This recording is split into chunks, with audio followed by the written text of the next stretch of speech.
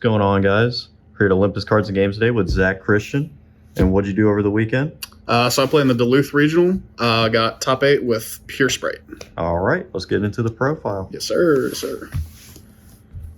So starting with the just pure engine, we got 3 blue, 3 jet, pretty much expected.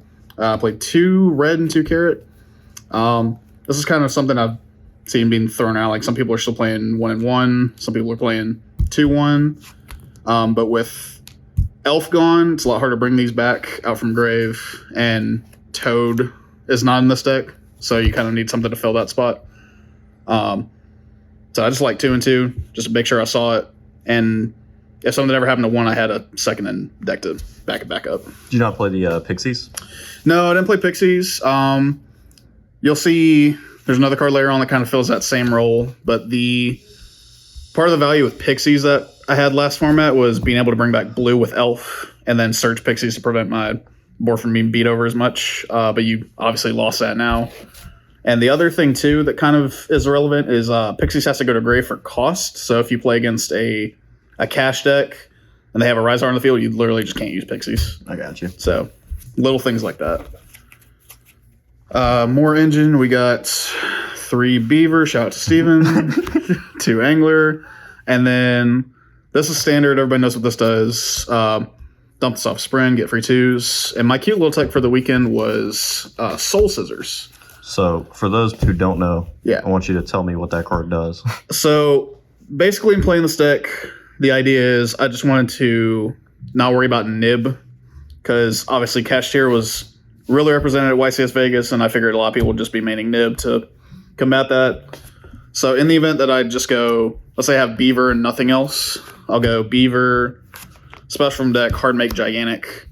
And then, or I guess a better example would be, like, let's say I have a starter, I search blue, grab jet, grab a spell or trap, and then make those into gigantic. So what do I summon off of gigantic? Summoning these doesn't do anything. Summoning red and carrot doesn't do anything if you're just going to link it off. So really just needed something that was really just valuable as link material for Sprint and like nothing else. So some options were like Hyperion Cap Shell that people play in pass, but I'm playing Prosperity in this deck, and so if I use Prosperity before that point, then it conflicts, whereas this doesn't. So this is if a monster is destroyed by battle or card effect while it's in grave, it specials itself from grave, so it's a free body, and then it pops a monster on field when it's special from grave. So this actually didn't come up that often, but when it did, it was actually really clutch.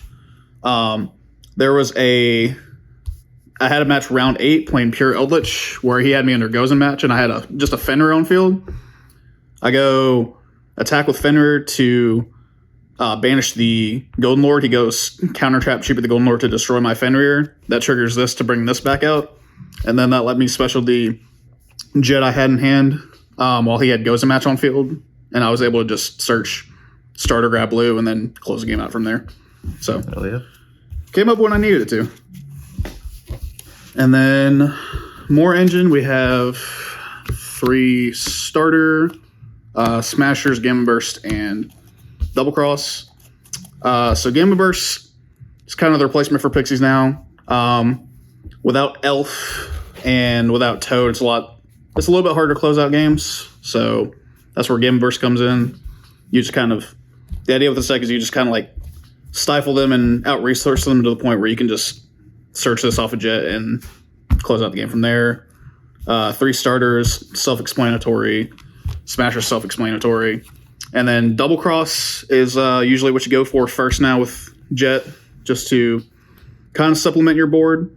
But worst case scenario, you can go Double Cross, bring back Jet, search starter for follow-up. So a little more versatile than something like Smashers.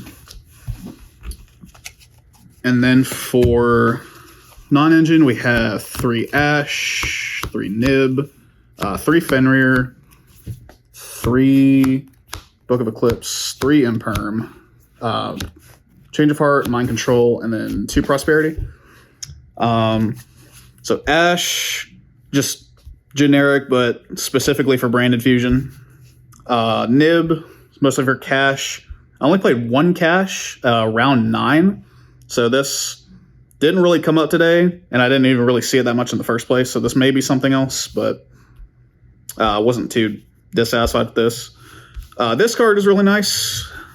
I mean, I'm sure most people know that by now, but in this deck specifically, this makes it so if you draw this with 1-2, it's still combo because you just special, and then normal the 2 go for sprint. And then the other cute little thing is it's a mannequin cat target against cash. So if they summon like any cash monster, you just go mannequin cat, bring this out. So even if you don't draw it, you see it pretty often, and it's pretty. It contributes enough.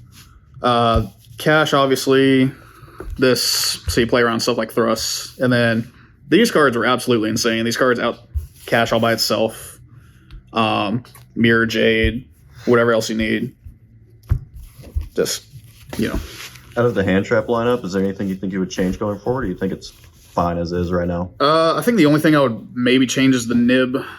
I mean, like, Imperm's kind of the least impactful out of these, just across the board. But it does play around Thrust, and it is not a bad card. It's just, I think the other thing to consider is, like, with stuff like Labyrinth in the format, this is still, like, an out to Floodgates. So I don't know if I would cut it for anything else. The only thing I might change is nib, just because cash players are starting to play around it a little bit, and it never really came up for me. I don't think I would miss it that much, but it'll be something I have to go back and consider. And then last card is 2 Prosperity, just for extra consistency, because you will burk with this deck sometimes, but also this format you're playing a little bit more as far as board breakers, like this Fenrir, Imperm, Change of Heart, Mind Control, and some other cards I have in side deck. So the more like pure going second, more board breaker cards you have, this card gets better compared to like if you're just playing hand traps as much. But yeah, you just need that little extra bit of consistency, I feel like, with this deck. And then, do you want to do extra or side next? We can go to extra first. Okay. And then do the side. Gotcha. So extra, we'll start with Xyz, 2 Gigantic, standard. This is the probably second best card in the extra deck now, with the new change in the format. So this, I'm not playing any specific targets for it, like Ryo or a Morphage Goliath. That might change, but plenty of times if you play against like Cash, you can just summon a Fenrir's extra disruption. If you play Branded, they summon a Dark, you can summon Jet or Blue just for additional follow-up. And then, yeah, I might go back and I just didn't want to play any bricks this weekend. But I'll still have to go around and test the stuff like a Morphage Goliath and Thunder King Ryo just to see if that's worth the difference. But I didn't miss any of those cards this weekend. This card was fine. Sweeper, just to out problematic monsters. Several times I went for game with this, paired with Gamma Burst is like insane. Especially against Cash, if they own the 1 Arise Heart and you bait the Arise Heart, and then you can just like get rid of it with this and easily go for game. Mosquito, this is for easy OTKs. Gin Buster, this card might get cut. I didn't make this at all, and there's not many times, if at all, that you end on this. Like the 1 or 2 times I think I've ever made this since the new list is like mid to late game. I just happen to find myself with 2 darks. It specifically requires darks, right? Yeah, it requires 2 darks, which that's another thing I forgot to mention with the Soul Scissors being a dark is also potentially material for this, but that just situation never came up. I'm not saying this card's bad, but it's just something that if it never comes up, it probably should just be something else. Skycav, this was kind of last second just because I was worried about Branded, and this outs Mirror Jade fairly easily. And then Downerd, double Zeus, so they can't just snipe it. And then for the links, we have 2 Sprind. This one I'm not as worried about getting sniped by Cash, because going second, if they have a Rise Heart in the field, you're not going to like dump with this anyway, so it's not as important. But this is mostly just for if you summon it going first and they stop it, then you just have the second follow-up. Dark. This is another one that didn't come up that much, but I don't know if I'm going to cut it. because they're still good targets. You can take like a Mirror Jade, you can take a Rise Heart, just big things to help you push for game. And then the last 2 cards were IP Abramax.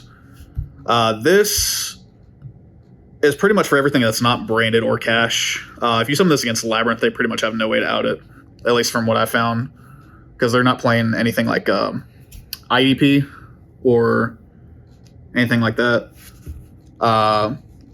Yeah, this is kind of a rogue killer. Like Flu doesn't really have a way to get around this.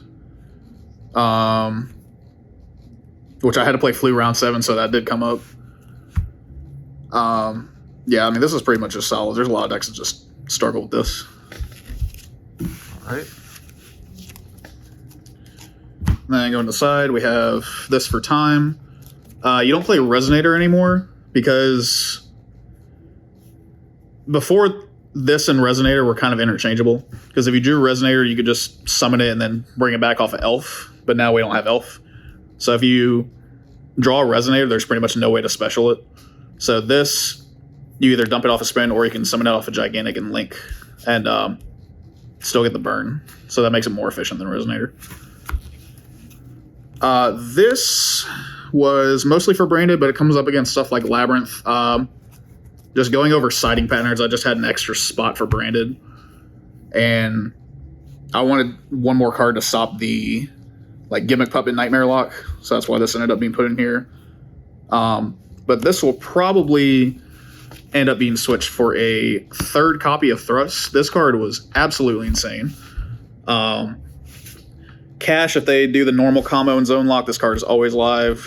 So you search talents is usually what I go for, because you could search something like Change of Heart, but if they have 3 materials under a Rise Heart, they could potentially just pop itself and you lose your target. So you go for this. If they pop the Rise Heart, you just take the Shangri-La and make Zeus. Or if they don't pop the Rise Heart, you just take the Rise Heart and make Zeus. Then the other...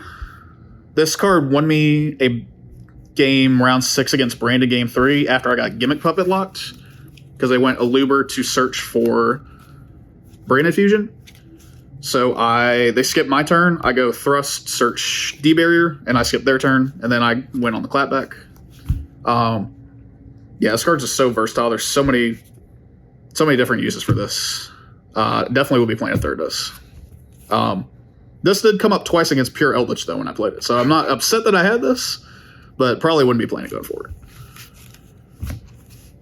And then, somewhat worried about Labyrinth, so we played Duster, 3 Cosmic, just because I was paranoid about Lord of the Heavenly Prison. And then also, like, you can actually place against Cashier, though, because, like, Birth is probably one of the most underrated cards in that deck. If you don't clear Birth and you don't kill them, then that really helps them get back in the game. So getting rid of Birth is kind of key. And then 3 Evenly. This card's just genuinely good across the format right now. And then the last card was 3D Barrier. Cash Call Xyz, Sword Soul Call Synchro, Branded Call Fusion. I mean, just turn skip card. Which probably should be banned, in my opinion, but it's here now, so I'm going to play it at 3. So real quick before you go, were there any like difficult matchups you would say, or was it just like all pretty easy? Probably my hardest matchups were... I was worried about Branded. I only played 1 Branded the entire tournament. Hardest matchup was probably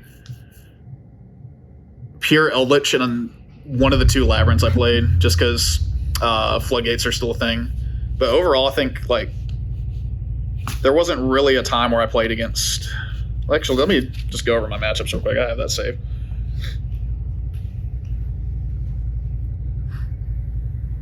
So round 1, I played Hero. Round 2, I played Sword Soul. Round 3 was Punk Kashtira. 4 and 5 was Labyrinth. Round 6 was Branded. Round 7 was Flu. Round 8 was Pure Eldritch, and then round 9 was Kashtira. But yeah, out of all of those, I think Branded is probably the hardest one, just because it's just a good deck. I don't think I was like ill prepared for it. It was just we went to game 3 and he Gimmick Puppet locked me, and I just happened to draw Thrust, and that's why I won that game. But wasn't for that, I probably would have lost. Other than that, I didn't really have too difficult time. I think pure Eldritch was just kind of hard just because floodgates. Nothing much more than that. I feel like other than that, I was pretty well prepared for all the matchups I was expected to face. And how do you feel like the format is right now, just as a whole, just real quick? Definitely not sold. Not even sure this is the best version of Spright, to be honest. Obviously, I'm sure some of y'all have seen that Spright got first at the same event. But going in, I just wanted to play something that I felt like had a good, like, cast a wide net over the most of the matchups I was expected to face. And I definitely don't think pure Spright is still bad, but there's definitely some more digging to be done as far as tech cards, like maybe switching out stuff like nibs, maybe changing up the side deck a bit. We'll just have to see. Got you, man. Any shout outs, anything like that? Anything else to say? Shout out to Olympus Cards and Games, best store in West Georgia. Hell yeah. Shout out to Steven and Brandon and Owen. Shout out to Nick. And shout out to Dabbers for hosting the regional. Really well run. Didn't really have any issues other than the insane amount of people we had, 428. Woo! Yeah, exactly. And shout out to everybody that was there. All right. Good time. Thank you guys for tuning in. We'll catch you next time. Peace.